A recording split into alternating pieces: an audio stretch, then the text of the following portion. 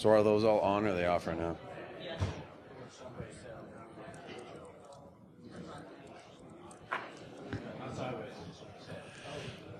Hello.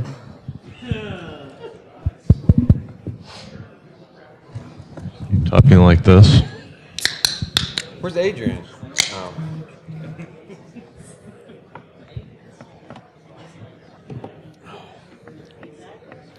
Oh, that's awful.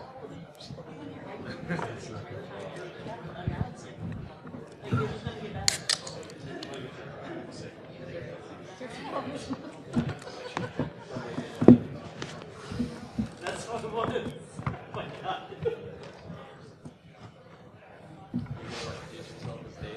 What? You're going to introduce yourself as Dave? I am.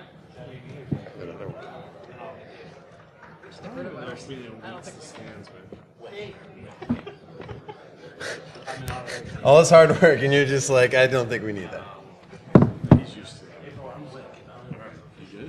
Yeah. Waiting for. Are we already recording? Hello. Yep. Cool. You might need to. Does it go up? Hello.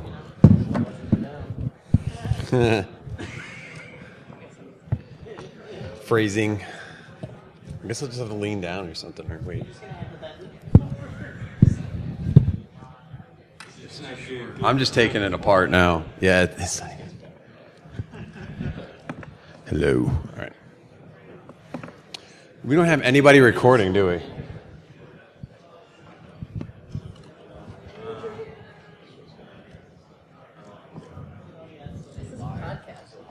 Yes. Yes.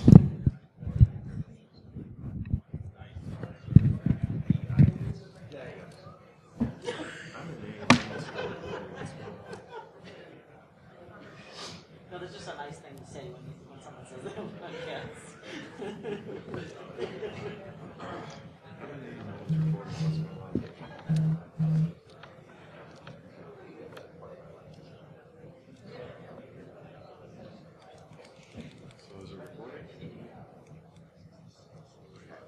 Oh, okay. All right. So, welcome to the first ever Exploring Information Security Panel podcast. Yay! So, I am your host, Timothy D. Block. Just first question. Who here has heard of the podcast before? All right, awesome. I'm glad that I actually have some people that have actually listened to this before. Thank you for sticking around. This is really one of the greatest conferences that I enjoy coming to every year because everyone actually sticks around towards the end. Usually by this time, most people have already left, including myself. So I am very happy to see, because I was really concerned. I told Dave this. I was like, I am just really, my biggest concern was it's going to be 3 people in the crowd. And it's 3 people that I know, right? I paid at least 50 of these people to be here. Okay, so Dave paid at least 50 people. I appreciate that. Thank you. All the parameter employees? So, by the way, this is recording, so when you guys are talking, you actually have to speak into the microphone, and you're going to have to fight over 2 of them. So, great jokes. No one heard them, though.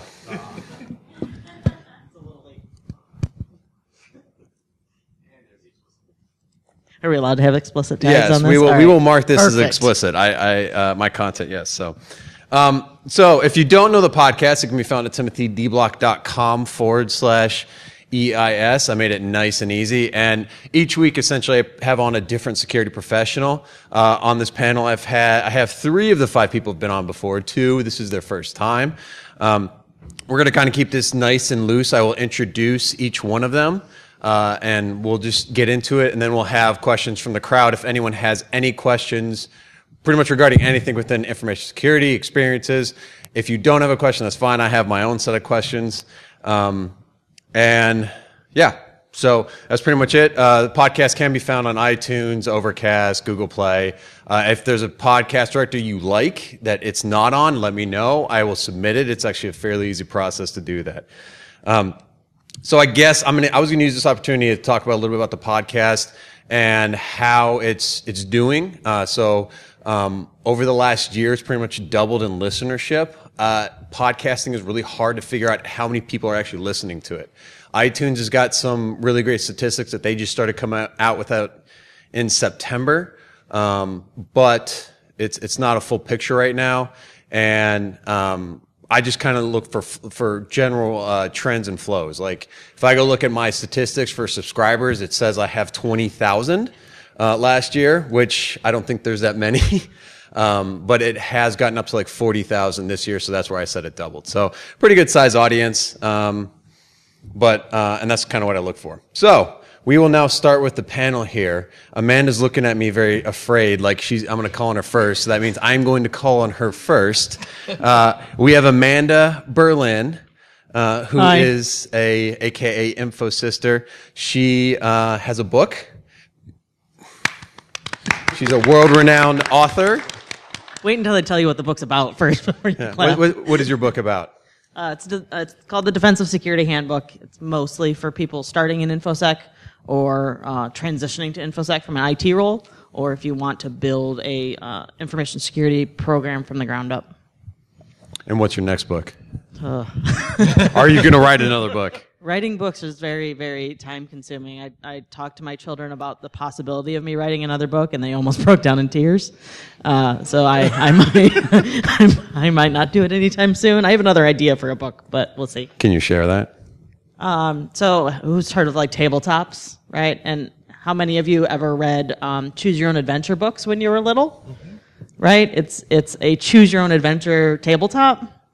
So you can have kind of an entire book of tabletops that tie to different compliance standards, and you can kind of go through the whole thing and have a different tabletop every time.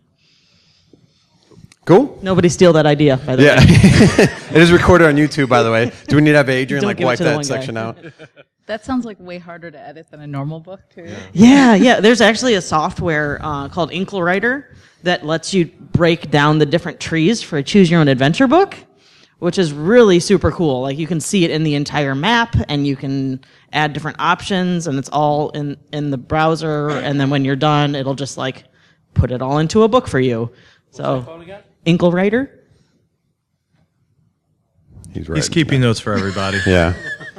It's gonna be, that'll be in the show notes. I'll just take a picture of his notepad. We're totally going to try and get a book out before you.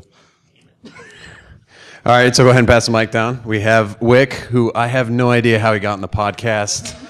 I'm very good at social engineering, which is how I got up here. I've got this Choose Your Own Adventure book coming out in about a week. You're going to need a big table for it. So I'm selling those. Yeah, bigger table than yours. It's going to be great.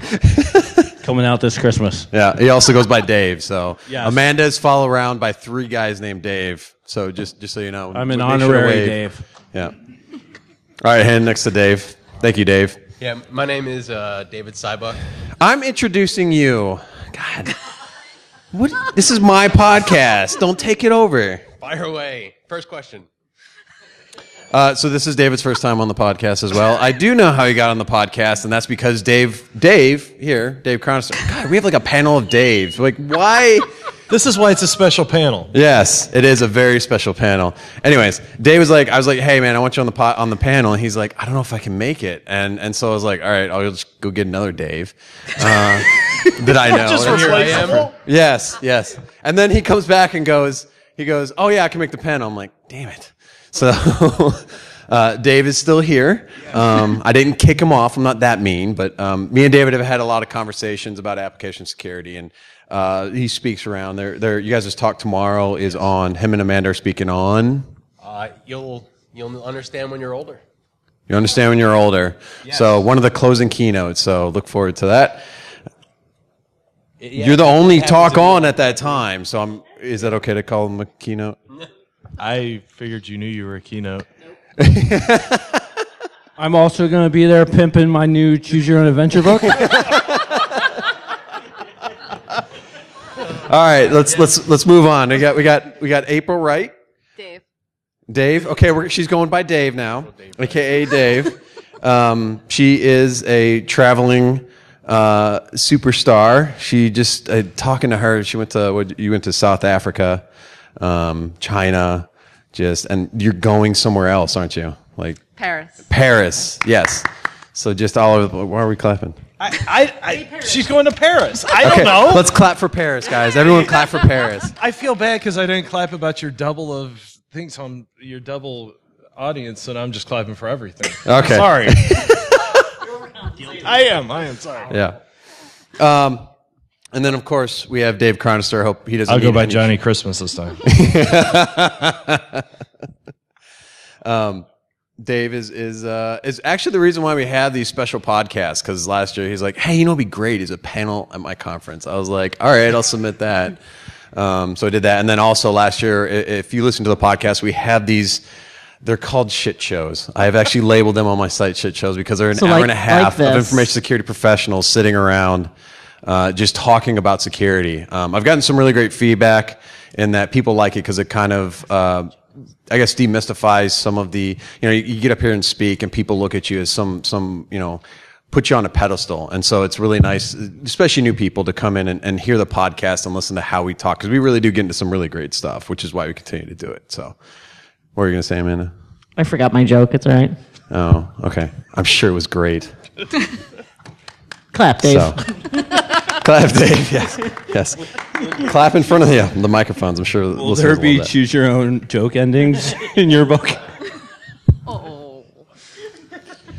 All right. So with that, does anyone have any questions? We have Mr. Scott here who will walk around with a mic. Is there anyone with questions? Just starting right off.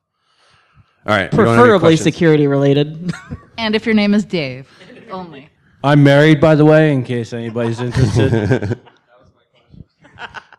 All right, so let's get in. And I know I sent you guys questions ahead of time, but I actually went ahead and added some more. So this is a little bit I didn't curveball. read I didn't see. I The didn't read question either. I saw was, "What's your favorite color?" And I'm like, That was from a buddy. I put it out. I got one question back from people out on social media about what people want me to ask you guys. So Are you the password inspector? no, I'm not the password inspector. So why the retro theme this year for ShowMeCon, Dave? So it's explicit, right? Yes. We didn't know what the fuck to do. I hate to say it, but man, this comes up really hard. So I'll tell you, we were going to do VR. I have a big VR arena in my basement, and we were going to have HTC, and they're like, we're going to have all these vibes, and it was great. And then we never heard back from them. And so I've been playing a lot of old video games, and we said, let's do retro. We said we have a couple ideas, and I was talking to Amanda on Twitter, and she goes, it should be retro tech. And so I said to Renee, Amanda said it should be retro tech, and Renee goes, that's great. So Amanda chose retro tech, but that means something different to everybody. So I don't know. It's hard to do a thing. It'll judge us on our ages depending on what we think is retro. I mean, for me, retro tech was literally the old Pong game my parents had in the 70s. I was thinking Windows XP, but I mean, okay. Yeah. Some of us actually had to, support Windows NT 4.0 while you were in your diapers. So we've had some retro things come back. Like I think ransomware has been around for a while, and it's just more recently that it's really started kicking up again. What are you guys seeing? What else do you see kind of coming back? We got flip phones coming back, right? So what else do you guys see coming back? Taking shit off the computer. Taking shit off the computer. I mean, let's face it. This is explicit. Yeah. I haven't been cussing all day. I have to get my quota. I mean, let's face it. I think we're at the point now where people realize if it doesn't need to be on a system, it shouldn't be on a system. And, we're starting to take a lot of our stuff and our really sensitive stuff, put them on DVDs, put them in a vault and in our data center and just take it off. It's insane. I say it as a technology professional. Is that really coming back, or has people just not been able to do it since everybody's been suggesting it? That's the whole thing, isn't it? Right? Is things coming back, or is it just that we're just, I don't know. You just confused me. That was a choose your own answer right there. I've seen a few different things, right? So in terms of data centers. We've been doing a lot with serverless architectures, right? The idea that you just call functions and endpoints, right? So everything's not just coming off the computer. It's like going into the cloud. Yeah, I just said that, right? But then you flip that around. One of the other things we're working on, you see something coming back, hardware security is coming back, right? So if you take a look at what people are doing in cities, right? People want smart TVs, they want smart fridges, they want smart cities.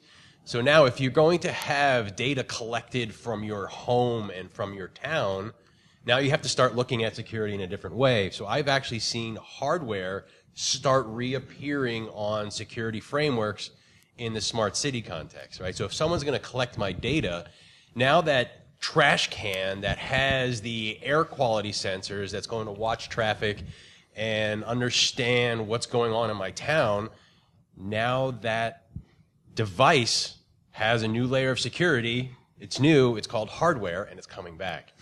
So like you can't make heads or tails of it. It really depends on what you need and making sure you're approaching it completely. Right. So, yeah, what I thought about when you mentioned that, Dave, was kind of just cleanup. I mean, that's some of the biggest things I see. It's like, well, why is this code here? Oh, yeah, we that's not in use anymore. It's like, well, why haven't we got rid of it? Right. April, yeah. So I've noticed that people are starting to do like war driving again. Really? For Wi-Fi, looking for Wi-Fi, looking for other kinds of like SIG-int type stuff. People are using, people are really getting into radio and antennas and kind of the old school, using the waves instead of like using the internet to hack things. Okay, so can you explain that a little bit more? Like, there are like some contests for the I forget what it's called right now. I'm drawing a blank, but you can get like a ham radio. That's what it is. Right, ham radio. They have like these like war driving competitions where you go up into somewhere and you try to collect the most. I don't even know how it works, but it's like they're getting in vehicles. They're driving around trying to find signals, and I know that a lot of facilities are doing it too to try to find their own Wi-Fi, like rogue Wi-Fi that is being turned up. So called what? Fox hunts. Okay. Yeah, I mean, people are still, or either doing it again or still doing it, depending how you look at it, I guess. So, and is this just people that used to do this, or is this like a new generation coming and going, oh, that's cool? It seems like a new generation to me. New generation that's Yeah. like, hey, we can do this. It's like, we did that 20 years ago. We already had our fun. Yeah. Software-defined radio?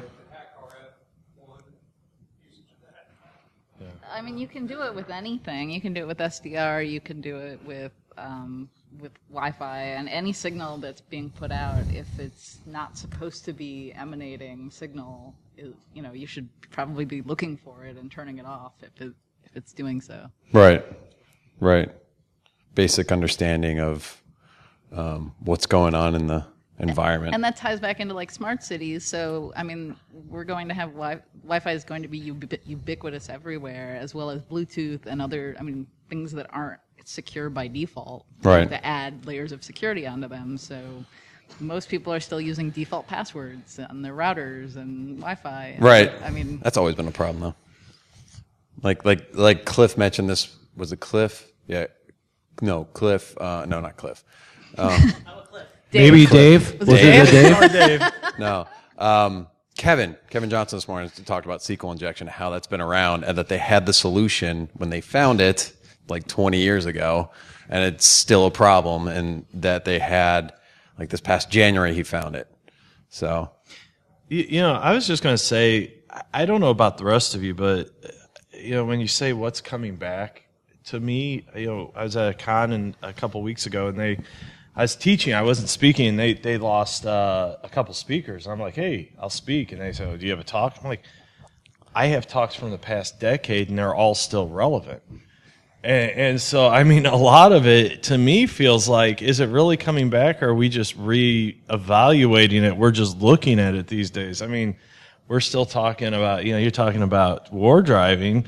Well, yeah, you're using WPA2 pre-shared key, but let me guess, it's your phone number, you know, or it's someone's phone number, and you know, your printer's wide open, and it's just Trojans are just sitting out there. I mean, to me, it's just why even deal with some of this new neat stuff when this old techniques have been working for the past 30 years. Right. And that's one of the big reasons why Lee and I wrote the book, is because it's all of that stuff all packed into one, because we would go into environments and see the same shit constantly. Like, see, everybody in IT has a domain admin account. I mean, yeah, and there's no patching, and there's all of the stuff that when you go in as a red team or a pen tester, you see over and over and over again that you're constantly making the same recommendations. I feel like my pen testers lose skill set. I mean, you know, it's not challenging. Here's the problem is I have one of my guys that wears a cape every time he gets a domain credentials. So all you'll the see time. him around here. All He'll the time. probably be wearing the cape. In all his engagements last year, he only had 5. He didn't wear the cape. And you sit there and you just go, well, come on. We got to make it a little harder for us. We don't want to wear the cape. Right. But yeah. But there's also, like, my whole thing with that is that it's like we got to do the basics, but you ask someone for a list of the basics and it's like 100 basics long, right? It's know what's in your environment. So inventory, which is a big project in itself. It's That nobody can do correctly. right, exactly, right. And there's segmentation, and then, like you said, domain admin. There's proper passwords, changing defaults on everything. There's just like a long list of best practices and things everyone should just be obviously doing. So I don't know what the solution to that is, because we have frameworks. You've written a book, which, you know, very good book. Was someone saying something? I thought I heard something. They just coughed. They just coughed. He's going to roll his face. That was someone ask a question. Come on. Yes, that's what I've been We have a waiting. question. Yes, thank you. Yesterday was Scott's 21st birthday. He's hungover. Yay, Scott. Yay, Scott. All right. I should have done what Arnar did, was hand out candy. Yeah. That would have gotten some questions. This has nothing to do with what you're talking about, but I do have a question that I've wanted to ask someone in your field. For about a year now, I've been pushing our organization to consider Master ID compliance to make our identity and access management more manageable, because we don't have a systemic entitlement review system that we can use right now, where it's a very manual process where we gather data that can get static and, you know, and old and stale, and then we put it into a SharePoint site, and then we send out notifications and have them go in and look at everything. So I wanted to be able to generate reporting on entitlements and the way to identify a user in our systems. We do have unique IDs in every system, but we don't have the same ID for the same user in every system. What are your thoughts about Master ID compliance? Do you think it's helpful? It seems helpful from that perspective, but given the new, like, GDPR and things like that, where a user ID is considered an identifiable thing that we should be protecting, should we be using Master ID compliance? I'm just trying to figure out how to make this work and also be compliant and be able to really identify our users in our systems. Right. No, that's absolutely important. I think that Master ID would be more of a means to an end, and the end would be complete mediation of all user activities and being able to tie every activity back to a user. So whether you do that as user 123 or user 789, I don't know how much that really matters, as long as you have that other infrastructure in place to be able to identify. Like, it doesn't, I don't see the ID as mattering as much as the functionality, personally. Thank you for that, April, because I had no idea. I actually, Master ID compliance is something, this is the first time I heard it. I was taking notes here going, I need to dig into that. I think there's probably not a lot of people that even get to that point where you can even talk about the question that you asked. I don't think that a lot of people know who their users are in any system. I think automating it would, Right. for asset identity management, I think would be a good thing. Right. Yeah. No, I mean, that's what we say, is you got to know who has what access to what things. And that's inventory. That's the basics of, you know, security, and understanding that and making sure someone doesn't have it. Can't tell you how many times it's like, well, that person's been gone for 3 months. Why isn't it disabled right now?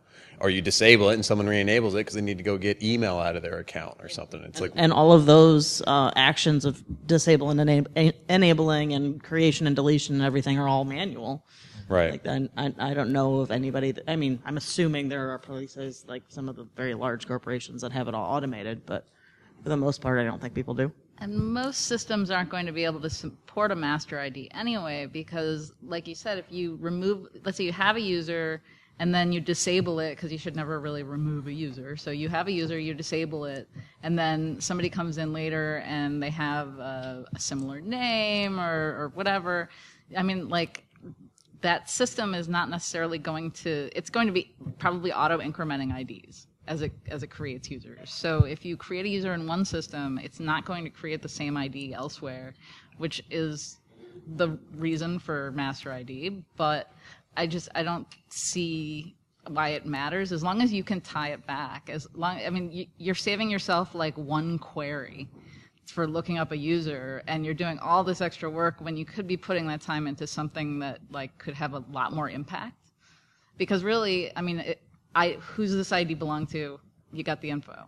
As long as you can do that, the other stuff matters more. Tying it back to a person, being able to have an audit trail about what they did and what they logged into. I think that like you can spend your time and money elsewhere better than with that. I don't know. It's just that every time we do an internal review, I have dozens of people. It's like, who is this person? So Well, that's your first problem right there. it's very difficult to identify we have a system where it's kind of like our golden source where we have all of our, when a user is onboarded, it goes into the system, and they have an ID, and an Active Directory account is generated for them. But people, I mean, we have other systems where they set up the ID and they put in the user's name incorrectly spelled. So when you go to do lookups and try and figure out who these people are, you can't find them. I'm just thinking master ID compliance makes it so much easier to identify an individual user, and also that helps you meet the security rule, which says that you need to be able to log those transactions that are to that individual and know exactly who that person is. And it kind of becomes like a social security number. No matter what system you're in, that's your number. And if you leave the company, we don't use that for somebody else. So do you have standards built for each of these applications that talk about username creation? So you're trying to create a technology to compensate for a lack of a policy. I've worked in companies where they have been master ID compliant. Yeah, but hold on one sec. This hits a perfect point, and I think April hit it too. We gotta get away from the tools. The easiest way to set this up is figure out who owns those, are responsible for each of those systems. Make sure there are standards. As April said, it's not necessarily that you do one query and you tie every single system. I mean, that's the ultimate goal, right? Single sign-on. But let's face it, you're going to go broke. Every company's going to go broke trying to put it in. But if you have the standards in place to be able to say it's going to be this, and if, you have a David Chronister that starts, and after you fire David Chronister, you have David Chronister that starts. What is it? David Chronister 1, David Chronister 2, and make sure it's passed all the way through. It's going to work a lot better. The other aspect there is, do you have policy and standards in place on how you disable when you disable? I mean, let's face it, the reason we're in where we're in is we don't have the plans. We're just relying on these tools instead. I know it's probably not what you want to hear, but in some cases, that's going to be an easier fix. Well, actually, we do have termination policies, with regard to when an employee is terminated, their access is disabled within 24 hours unless they were a highly privileged user, and then it's immediately within like a couple hours. But the problem is, when you look at logging and you're auditing and you're trying to figure out, Mary Smith in this system as opposed to Mary Smith in that system. It's the same Mary Smith, but she has an ID that's different in this system than she does in that system. And then, and then there's 4 of them in, the golden source. So which one is it? That's why I felt like, I wanted to see what you thought about master ID compliance, because I feel like it really identifies a user uniquely. And then when you do look at auditing and logging in any system, it's consistent that that's that Mary Smith because she has the same ID in all those systems. So when her transactions log, you know exactly it's that person. So that was my thought. But then with the regulations that's coming out about user IDs are supposed to be kept confidential. And so then if you're using that as a source to audit and a source to look up information on a user, I kind of feel like it's a catch-22 scenario. So I was just wondering what your thoughts were on. I can interject from a slightly different angle, right? So working in a company that writes software, knowing or say having it as a requirement that my software now needs to support this master ID, right? I hear master ID and Talking to the mic. I start hearing master ID and I start thinking about single sign-on, then I start thinking about authentication tokens. And as an application security person or a person who's writing software, I mean, I love that. I love that my application no longer has to identify a person, right? The challenges we face are in our older applications and a user base that still wants the authentication to happen in the application for some strange reason. But if we could have more application or more users and customers want master ID compliance, that would make my software that much more secure because it would never authenticate anybody, right? It would just support the use of tokens from identity or master ID compliance systems, and that would make my job a whole lot easier. Yeah. Isn't that just kind of single sign-on? Yes. I mean, single sign-on is from the application's point of view, and then from the identity provider point of view, now that's where the burden falls for your multi-factor authentication. 1, Right. 2, 50 factors of identification. My application no longer cares. Once it has the token, it knows who is making the request. Right. Okay. All right. Thank you for the question. That's a really great question. Really great discussion. Can I get a round of applause for her? I did that to make her feel good, but also I love the power. This is just amazing. This is so awesome. Are there any other questions? All right. Oh, we got a couple. I saw the guy in the back first. Sorry. Sorry, man. Run, Scott, run. I am a believer in, first. So. Hello. Thank you very much for having ShowMeCon. I enjoy this. Is my second year here, so I'm very happy to be here. It's always great. I have two questions. For everybody who don't know, my name is Dave. I have a new book coming out. Choose Your Own Cybersecurity Plan. Very good book. Somebody stop that guy. Very good. I had to. I'm sorry. April, I had one. There are two questions. One's for April. How many cats do you have? Because I know in your presentation that you were doing, I counted multiple cats, but I saw actually real pictures of cats. So I'm going to say you have two, but I'm not sure. I have one cat and two small dogs. I can't count either, so that works. But I believe all the cats of the world should be recognized for their talents and beauty. I noticed that. I was like, this is a really good presentation, but there's a lot of cats in this presentation. I wonder how many cats she has. But the second question was, basically I work in the healthcare industry. I'm an IT security analyst. And, with rules and regulations, HIPAA compliant and all these regulations, everything is changing. They give you like the boilerplate instructions. You follow it the best you can, but there's a very vague, on what we can and can't do. But NIST standards, they basically changed for password policy. And that was a big thing. We all followed it for a very, very long time. 8 characters, so on and so forth. Don't do this, don't do that. But NIST has basically changed it now. I don't know. I'm pretty sure a lot of you are aware of it. But I kind of wanted to ask you on how you felt about it as a user perspective, because that's one thing I believe in is, educating and teaching our users as best as possible in password policies and good hygiene and everything else. And, they've been following this standard for so long, and then now things are changing. So to the end user, this is a big change, especially to, a lot of people, making things better for everyone. But I don't know if you've read a lot of the regulations, what they're changing and how they're going to make things better. On your guys' opinions on when that stuff comes into effect, do you think it's going to be negative? Do you think it's going to be positive? Or do you think I just shouldn't talk about it anymore?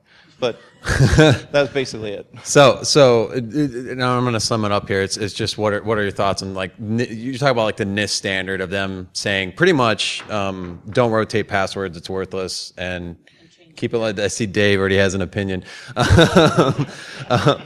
But so for me personally, I think I've started polling some of the people in my organization. It's hey, if you didn't have to change your password, would you be okay with a 16 character, 18 character, 20 character password if you never had to change it unless, needed? And a lot of them are I actually like that system better. And then it's not, I'm just changing one number when I change the password. But I'll leave it to you for the Why can't we have both? Why do we suck with passwords so much? A long, long time ago in a galaxy far, far away, that's a 42-character password right there that you'll actually remember. But that's also probably in a dictionary somewhere. It's in my dictionary. Right. Yeah. With numerics, with different spaces, with different characters. It is? Yeah. I've got all the Star Wars stuff, all the Star Trek stuff. It's all in there. Well, good It's the thing I first do. thing Good thing I do Louis Armstrong songs. I do Collective Soul. I do 80s pop. That's an example. But here's the thing: these people have never worked in any sort of incident response. When you have an insider, let's face it, half the time they're logging as someone else because they know their password, and that's the point that it just. Why can't we have both? I mean, it's a perfect example. Yeah, you have all the Star Wars stuff, and they say, well, we can't use April's cats' names. Well, you just start using all the cats' names. That's the longest password in the world. But, I have Bailey and Molly, and I love those dogs, even though they're pain in the asses. That's a long password, and I remember that every morning at 5 a.m. I mean, seriously, how stupid are we that we can't figure this out? Well, I've stopped teaching passwords and started teaching password managers. And I've had a lot more luck with people using password managers that automatically generates 24-character long passwords that you don't have to remember than teaching them, use something long that you'll remember, use a passphrase. And users don't care. And you still have the master password. You have that keylogger right there that grabs that, and hey, they got everything. Thank you. It's a buffet. I get it. I mean, there is a risk management. We use password managers. Certain things you can't. We do not allow, and that's policy. But we're still. I don't get the why they're saying now we do not recommend you to ever change your password. Because the problem that we're going to run into is you're going to still have password reuse on multiple systems, and it's going to eventually turn into bad where everybody is using the same password everywhere, and it never, ever changes. And welcome back, 1984. Retro tech. I think a lot of people have this false sense of security that passwords give them any sense of any amount of control over the data they're protecting. And I don't think we're teaching enough people to use two-factor auth internally either. Like, a lot of people have just started implementing it externally. But how many pen testers have you talked to that two-factor auth internally has stopped them on a lot of stuff? But that's also like really hard to implement, right? Depends on who you are. It's easy, but no, each environment has its own nuances for two-factor authentication. So, I mean, if you work in an industry that has like factories and stuff where they don't have a lot of technology access, or the very, very limited technology access, it's a little bit harder to implement that kind of stuff. But those people are still on XP. Those people are still on XP, since she doesn't want to talk to them. Can I just ask a question? Is there anybody here that thinks it's really a good security practice to set passwords to never expire? Okay. Tim? The devil's advocate. Yeah, pretty much. Okay. I just thought, like, when I logged into O365 one time and it said that, I thought maybe I took some acid. I didn't know. I was like, and maybe I was crazy. And someone on this was going, well, NIST recommends it. Well, if NIST recommends you jump off a bridge, would you, Okay, I'm glad. We're all good. Yeah. Yes, way to go. Yeah, I was thinking, like, in terms of the question, too, I was thinking you can still work within the framework, right? But you're still going to have to understand how that affects your risks, and then take what controls you have in place and adapt. The framework is just going to give you different parameters to work by and something different for your auditor. But if going back to what Amanda was saying, right, what's your goal? Your goal is to give people actual control over the data you're protecting, right? And if that standard is going to give you an out to lower that, don't take it, right? I think that's really what we're saying here. Yeah. All right, great question. Another round of applause. All right. Did you have a question, sir? You good? Was that your question? No, he has one. Okay, yeah, go there. Yeah, right there in the purple.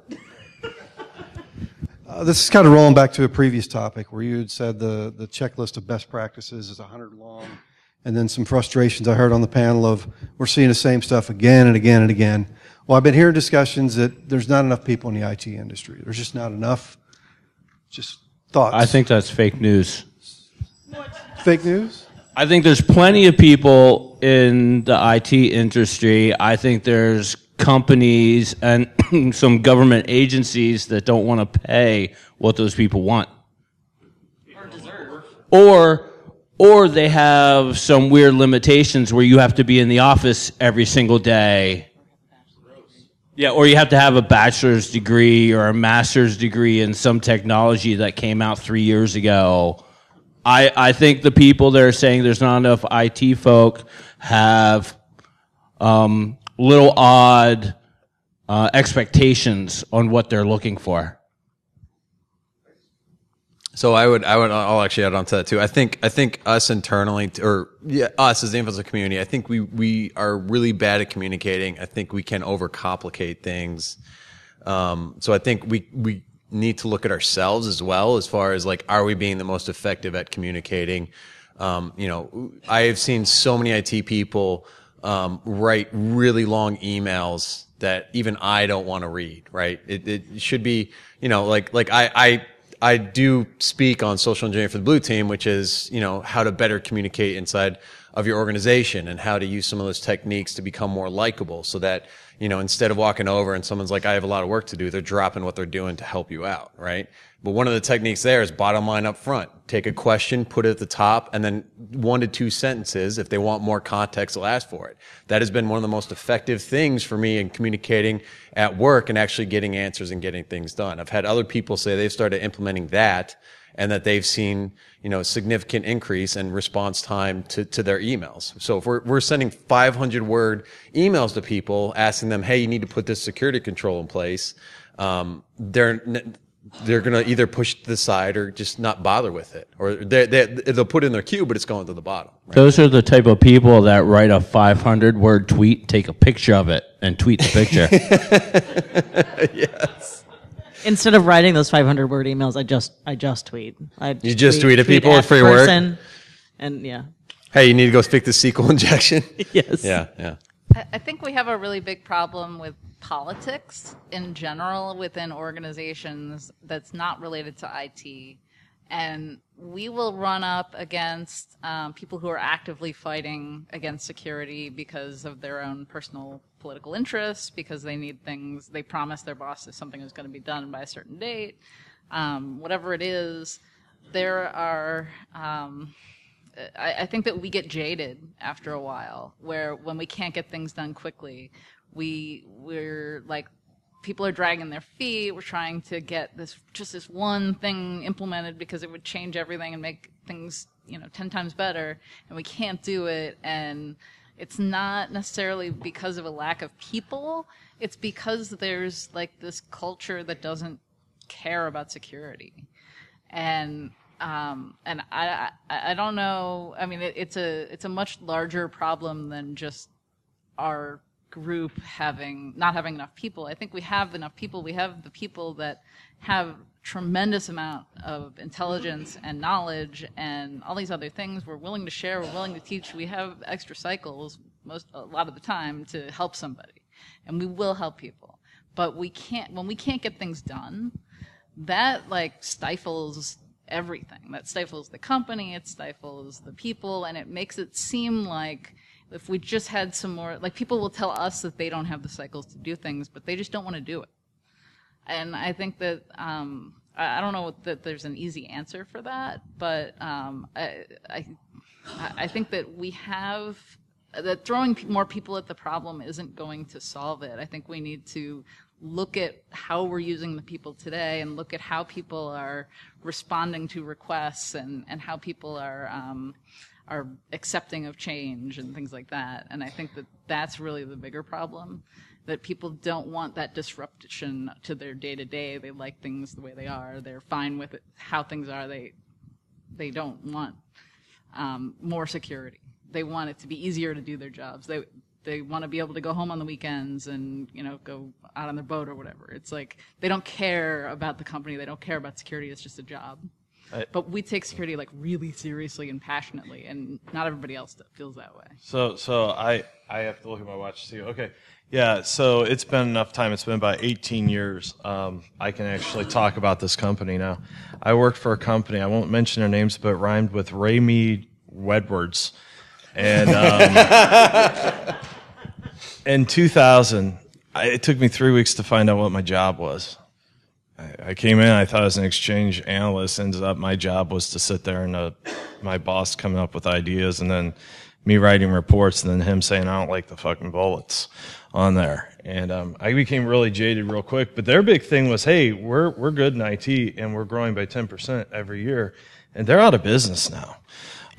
My opinion, I think with a lot of it is, as professionals, our job, whether it be security, productivity, is to make the non-technical employees more valuable.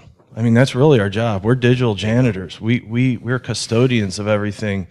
And the problem, and again, those of us that have a little more gray hair, we're the problem. Back in 2000, it was leave us alone. We'll tell you how we're going to do things.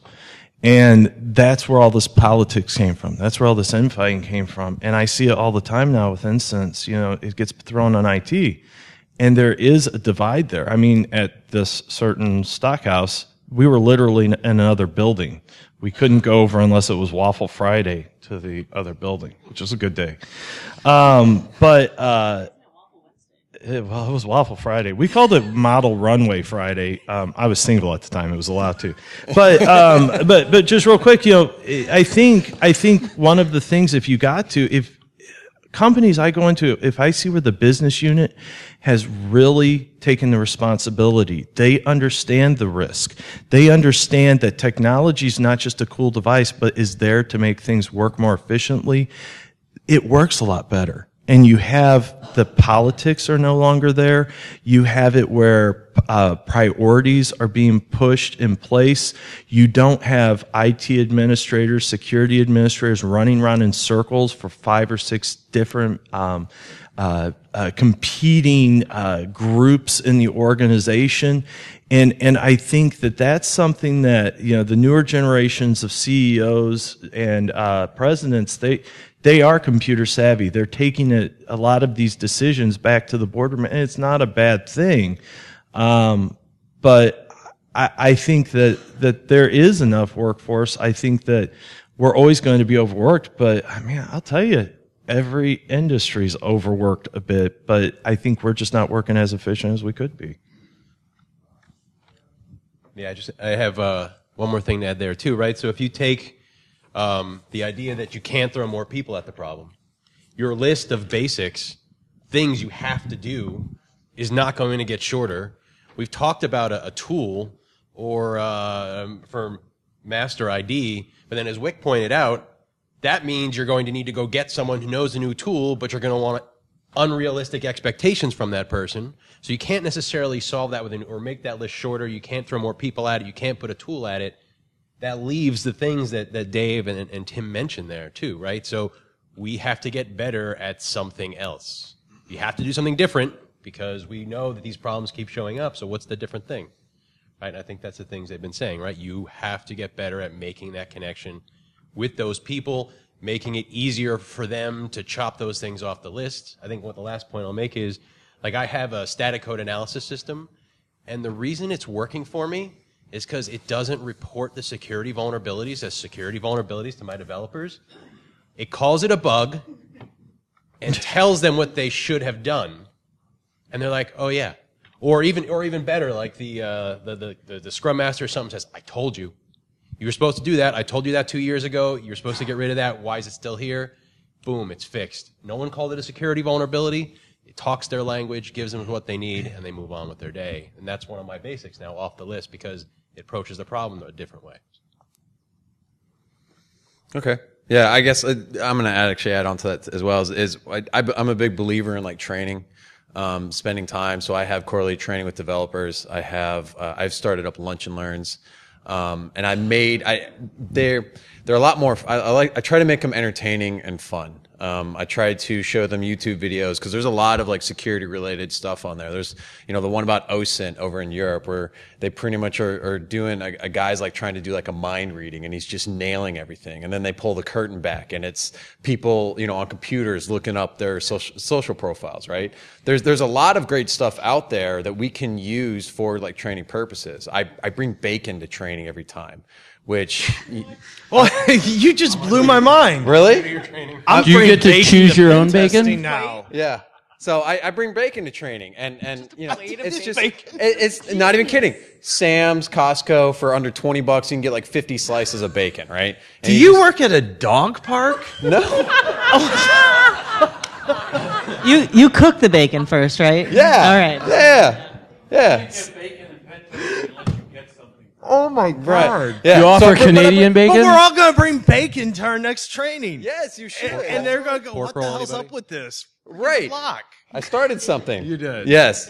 But I mean, that's the thing is that like people are surprised. It's the shock value, but I spend a lot of time with them going over basic security things. And what I'm finding is that I am not having to go look for as many issues because a lot more people are reporting stuff to me, and that's my workload. So and they have the familiarity and the comfort level to come to me and know that I'm not going to slap them down or put them down or call them stupid users, and that they can trust me and we're going to find a resolution. I think we've solved this. Every time they bring you a new issue that they've fixed, they get bacon. Yes. We have now fixed all of it. All of security is now fixed. Won't you teach them to actually bring you more problems? Because they'll want more bacon. Yeah. Bacon is always the answer, right? So, thank you for the question, by the way. That was a really good discussion. Let's get a round of applause there. Bacon! Yeah! All right. We have run out of time. Yeah. I can't go over. I'd like to say, by the way, these clocks, we can go just a little over. I'd like to say they're off, but the people that built this clock, they actually went to NIST and said, you guys, your time is off by 0.00001 seconds, and they were right. I still don't know how you come up with that concept. I can barely cook bacon, and they're fixing time. Yeah. All right. Well, yeah. I think bacon is just a great way to end the podcast, right? So, thank you, Amanda, Dave, for coming to the podcast. Thank you all for coming to the first ever event. Now you can tell all your friends that you were at the first ever Exploring Information Security podcast when this becomes the #1 podcast on iTunes. Probably not going to happen, but yeah. So. Dream big, son. Yeah. I dream big. I've got some bots I can fire up for you. Break sex going to be always up. Get off the stage. So, yeah, is there anything you guys want to promote or anything? Amanda, go ahead. I've got this Choose Your Own Adventure book coming out. I've got a conference called ShowMeCon. Please show up. Bye. Every year forever. Parties tomorrow night? Yes. Please show up for the party. My wife's going to actually buy you 2 drinks. She never buys me drinks. So please show up. Thank you very much. Are we still promoting things? Yes. All right, so check out Breaking Down Security and Breaking Down Incident Response. Both 2 very good podcasts that are not also on the top #1 of iTunes, but and obviously my book, because I have to promote that. What's your book title again? Choose Your Own Defensive Security. No, the Defensive Security Handbook. David? I run a book club, and I really love doing it. So if more people would join, it would just get that much better for everyone. Can I choose my own book? You can choose your own book. They're security books. Yes, they're security books. And then also the other thing is I started a Twitter account. It's very new, but it goes along with a lot of the work I've been doing recently. It's called Give InfoSec. So what I try to do is I try to collect good and positive things on Twitter where there are people in information security building up and supporting other people in information security. So take a look at that. It's fledgling and it's a new idea, and I'm trying to grow it, so I thought I'd put that out there.